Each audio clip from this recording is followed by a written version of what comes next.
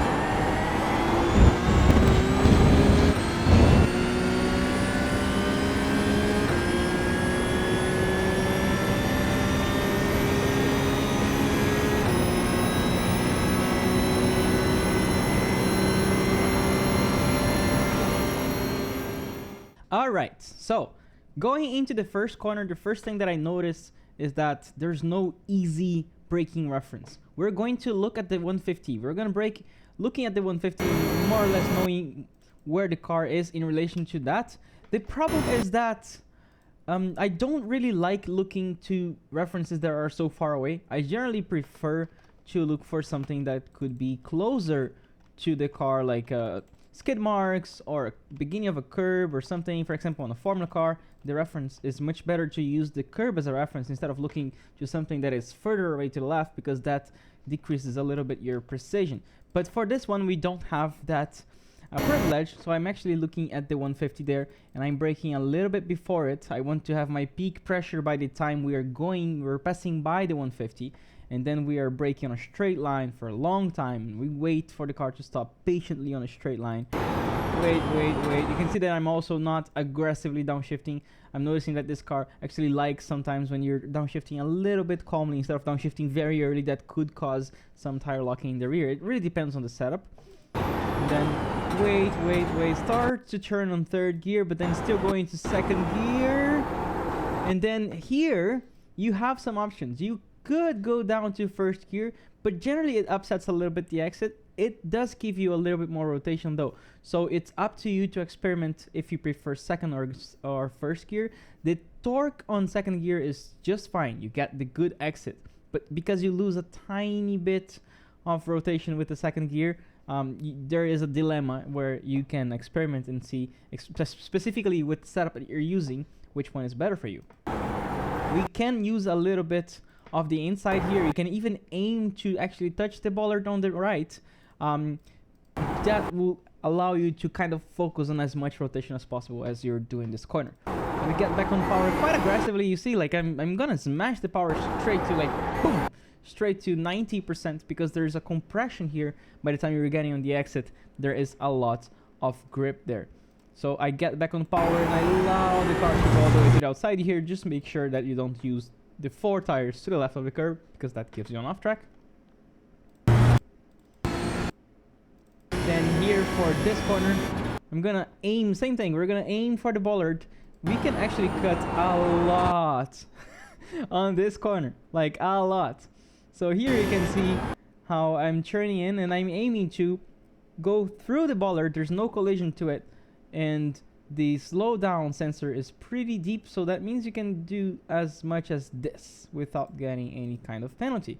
So as you can see, I'm touching the bollard, crossing through the bollard with my inside left tires, and that gives you the best exit possible. It's just amazing. Oh, wrong camera. It's just amazing how much time you gain if you do this right. If you miss it a little bit, you have to wait for a long time before getting back on power, and you can be in trouble. So here we get back on power, and we want to use the exit here.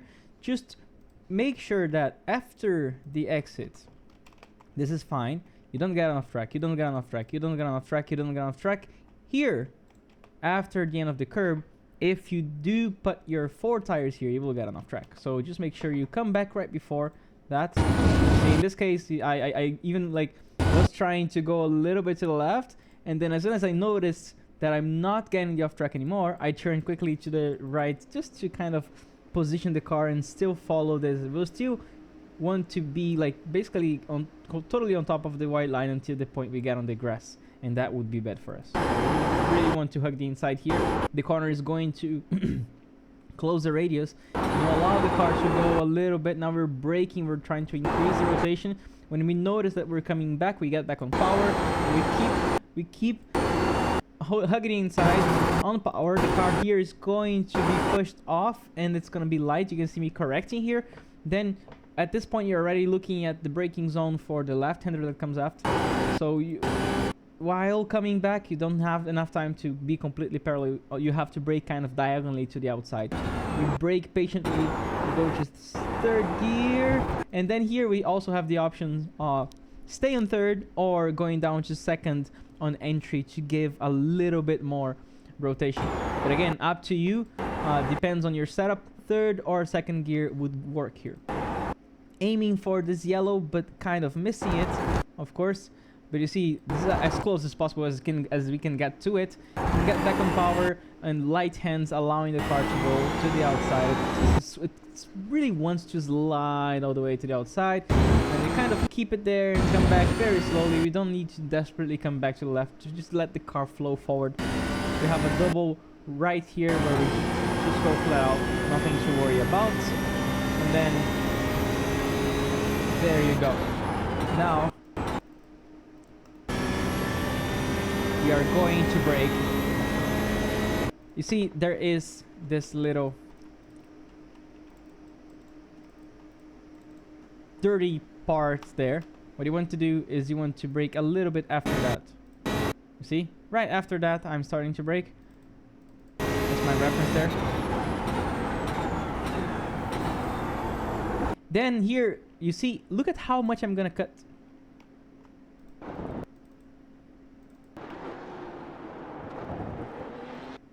The simulator doesn't give you anything for that, so you can do it. See, first gear, really making the car rotate as much as possible, and then that will help us to set up a better left-hander. And you will see that left-hander is tricky. Here, we're going to bring the car as much as possible to the right and then immediately change direction. Make sure you do not go on a straight line here. I had a lot of students this week just going straight in between and losing a lot of time. What you want to do is you turn as much as possible to the right, and then when you see that the corner is coming, you already change direction. You don't want to be wasting your time or taking a nap in between corners. So we want to turn here. Now a little left to make the car rotate more. Now where we're looking at the grass. We're looking at the grass to the right of that yellow curb. We're getting back on power, and we allow the car to flow. Now we're aiming to have those tires almost on top of the grass. Look at this. That's the aim. So if you do that, you're going to go straight on top of this yellow curb and nothing will happen. If you hesitate though, and you bring the car just a little bit more to the outside, to the left, then the middle of the car hits the curb very bad, and you can actually damage the front of your car, and you lose some tenths worth of top speed. So practice this. If you're not comfortable with it, then I would say go more to the left and use the curb, but I would say you're probably losing a tenth by doing that. Now, all the next 3 corners are similar. They are long.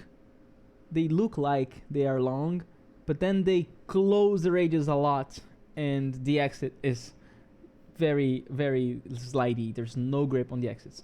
It's the same thing. Look, we turn in. Feels like it's a good corner, easy corner, but then it keeps turning more. It keeps turning more. It keeps turning more. Look at the bollard.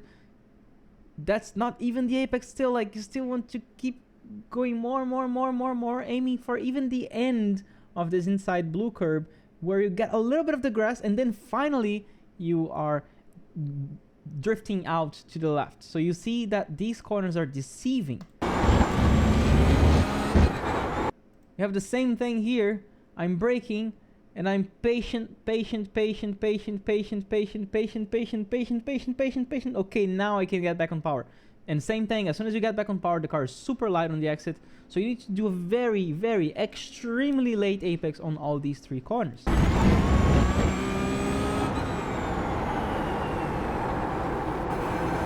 There you go. So that is it for this lap. Was a 1:38.6. There's a lot of room for improvement. This is a good reference lap for you guys to practice the track. I hope you enjoyed the video, and I will see you next week. Bye.